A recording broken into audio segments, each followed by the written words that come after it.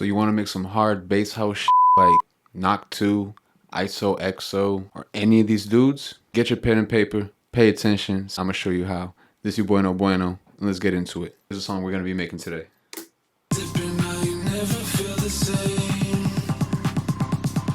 More feel to the fight. More feel to the fight.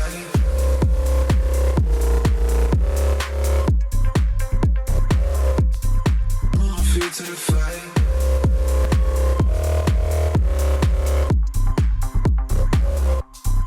More feel to the fight.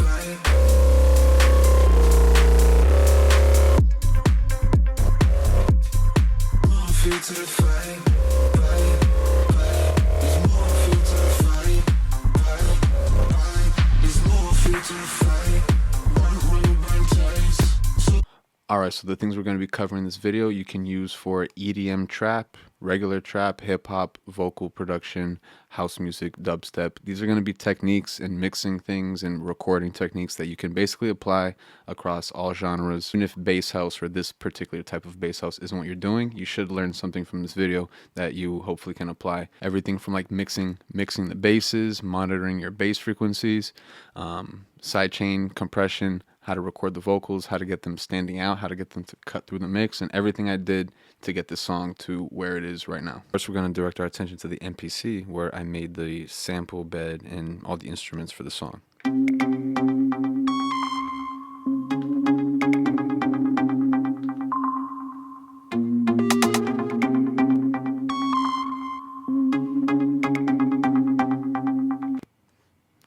Alright, a couple things first. The song is written in C# minor, but that was a little tricky for me because when you're writing bass music, the easiest keys to write them in are F, F#, and G minor, because those are the ones that a bass, a root note in those notes, sound the best on any sub and any speaker. When you're working with C, C#, D, those can get a little tricky. Any producer engineer knows that the notes are just so low that when you put it into the frequency response, because of an F note in a bass will hit a different frequency response than a C note. For example, the F note will hit a little higher, and then you'll be able to hear it more because the human ear can only register so low a bass. So first tip is, if you're starting out, try to produce in F, G minor, F# minor, F minor, things like that. It will make it easier on you. So first little game. I choose all my instruments strategically. Since I like to make rock-inspired house music, I like to choose guitars and darker sounding instruments. Think about what your brand reflects and choose sounds accordingly. Something to think about of how your song reflects your branding. This will apply to tech house, regular house, and most forms of house. You're going to put a plucky, deep bass, tech house bass.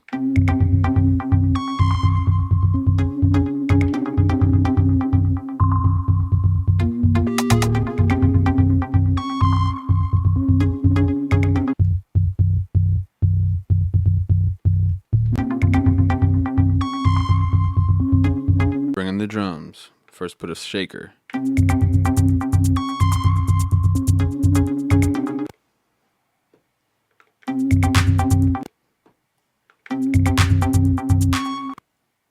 Next layer 2 to 3 claps, 1 main in the middle and 2 for texture.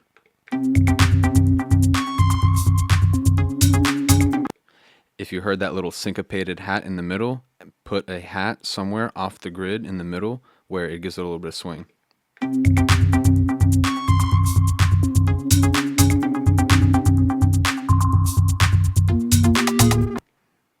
Percussion in the offbeat. Pay attention to where the offbeats are and when there's space in your drums, and then you can add little percussion things in there.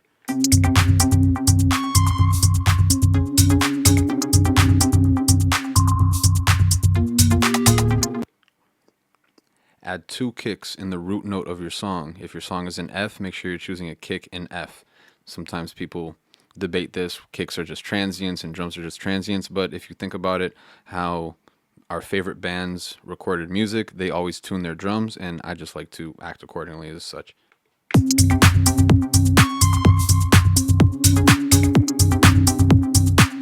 I'm going to go more into the kick production on Ableton. But basically, with the kick, you want to have two kicks: a deep, a deep thump kick that hits more of the low frequencies, and a top kick that hits the high frequencies.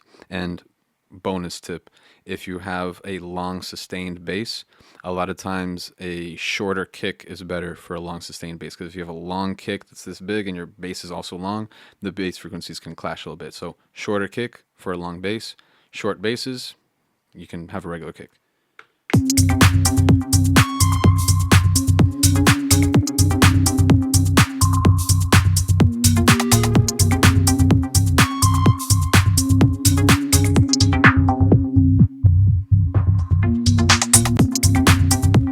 Once I had that arranged, I alternate basses. So if I have a short bass, I'll use a Reese bass or a longer bass in the build-up.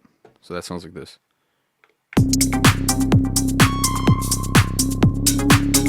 Builds up the tension.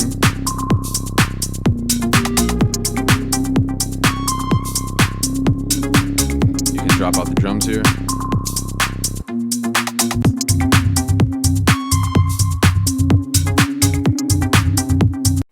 So we got the main idea of the song, but there's still something missing. The main idea is there, but so what we do now is that we choose a different instrument, and then we create a bridge section with a different melody, something different that changes the vibe of the song, essentially, because when you change the vibe in the bridge, if you pay attention to music arrangement, the bridge is where you can take a break from the song, and then when it comes back for the last chorus, it feels good.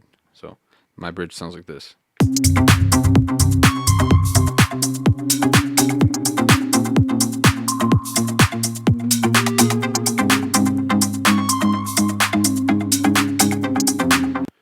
So we added an extra guitar melody that's ascending to create a happier feeling in the bridge section, and that comes in middle way through the song.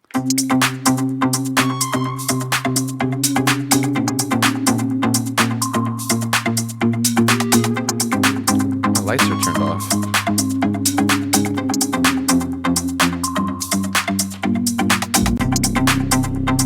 Add the Reese bass that we made.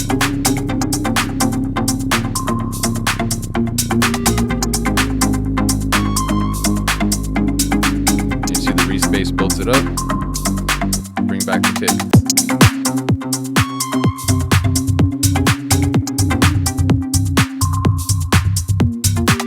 Alright, so now we have the whole main idea, and like I said, I made this on an MPC, but you can apply this to Machine, Ableton, FL Studio, Logic, whatever you're making, like I said. So what do we learn as far as here? 2 hats, or 3, 1 in the middle, two can be slightly panned, 1 syncopated to give a swing. Kick in the root note of the song, short kicks for sustained long basses, longer kicks for whatever you want to do. Don't let the bass frequencies clash. Choose instruments and sounds based off of your brand and your persona. And the quicker that you do that, trust me, you will save years off of your career. I'm telling you. Now, let's go into Ableton and start the mixing process. And I'm going to go into mixing the basses, making the drop, recording the vocals, and all that good stuff. All right, so let's go back into Ableton and check out how we mixed down the song before the vocals came in.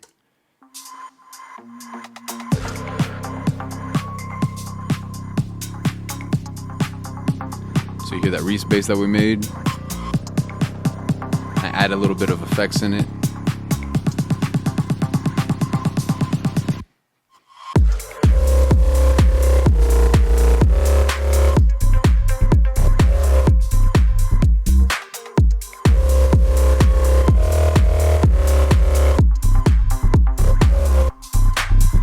Alright, so first I'm going to go into mixing down the bass. So with mixing down the bass, what I like to do is I like to keep the sub layered separately, because then you can have more control over the sub. So I got the sub layered in right here with no processing on it, because it's just a sub.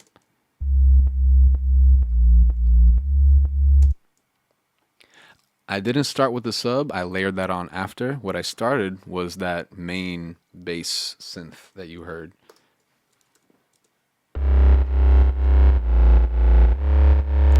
Sorry, not that one. That was the mid one. We'll get back to that one. Is it this one? No, that's another mid one.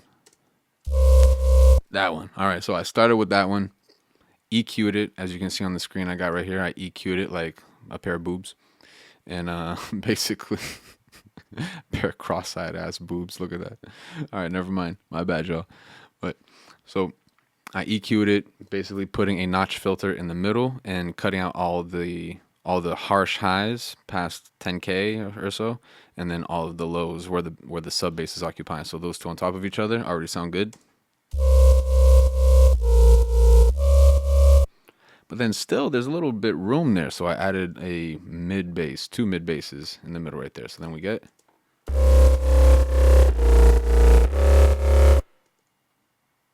I got that group process just with a glue compressor with a side chain to the kick. So when the kick comes in, obviously it ducks down the volume for the bass to come in, side chains it. And I also got a thermal that I use all the time. Oh, Splice playing with me, bro. All right, there we go. So kind of just processes it together, adds that little bit of saturation. I was careful to make sure that it didn't take away the lows, because sometimes if you put a saturator like a bit warmer or thermal, if you pay attention, sometimes some of your lows, some of that bass gets lost. So you want to make sure that you either mix it or choose a setting that it doesn't lose that bass. And we can see that on this plugin that I use to monitor basses. If y'all see on the screen, that is red, and that's where we want the bass to be. The basses, if you check out other songs, is always going to be red when you monitor it over here in that 80 hertz area.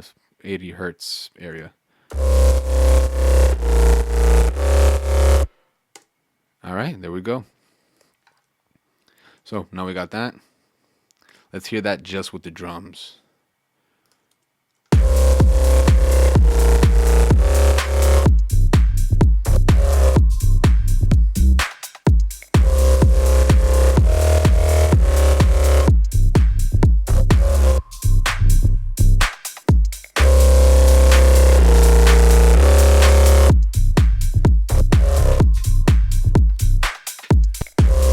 Now let's hear it with the instruments. All right, so get into the instruments. I just have some simple processing.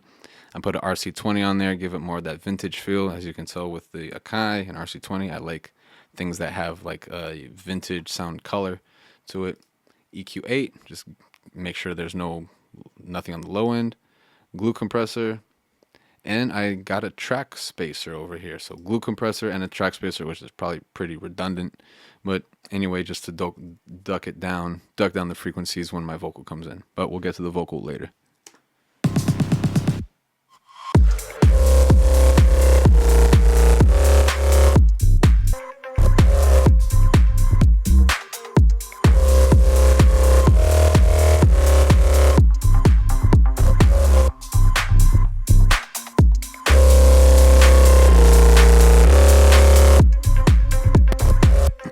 So if y'all pay attention, I put the guitar plucks and the ambient guitar plucking after the bass is finished, because you want to make sure that you're spacing things out. All right, let's go into how I mix the drums a little bit. I mixed the drums down way more once I got into Ableton, because I just used the Akai to come up with the ideas. And then, but once I brought into here, I think I swapped out the kick. So like I said, we got our low and high.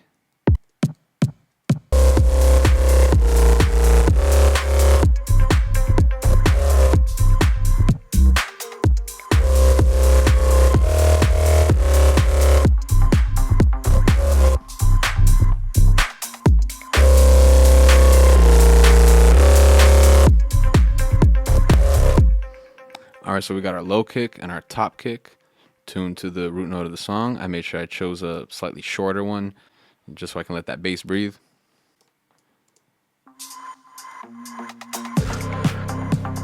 Breeze bass, build it up. Risers turned very low, like -20.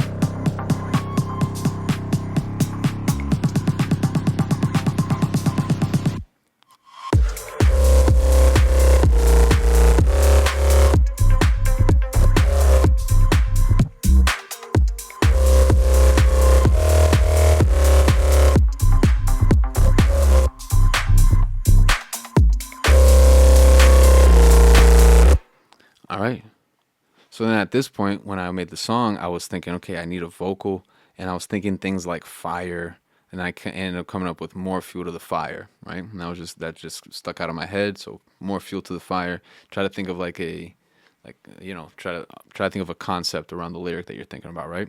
So I came up with that concept, more fuel to the fire, and then I started thinking about things that remind you of fire, like that kind of have that connotation of fire. So gasoline and burnt rubber, and then so I ended up coming up with lyrics that kind of reflected that, like they can doubt me, but they're just fanning the flames.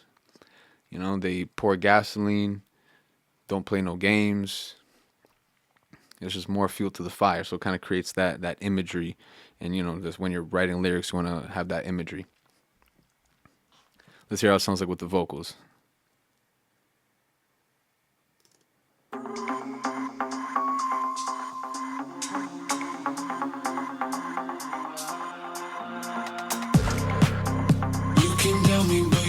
Fanning the flames, that's me and gasoline, baby, play more games. Took a sip and I ain't never feel the same. There's more fuel to the fire.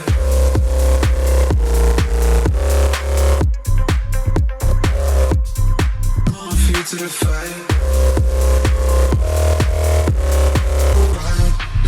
And then real quick, remember that bridge.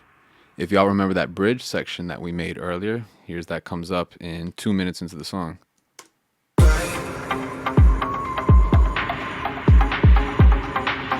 he gives a little break away from the song. And you come right back in. You can tell me, but you just fan in the flames. That's me and gasoline, baby, play no games. Took a sip and I ain't never feel the same.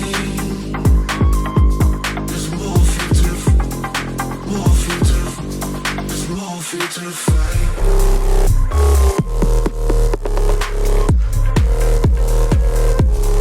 More fuel to the fire.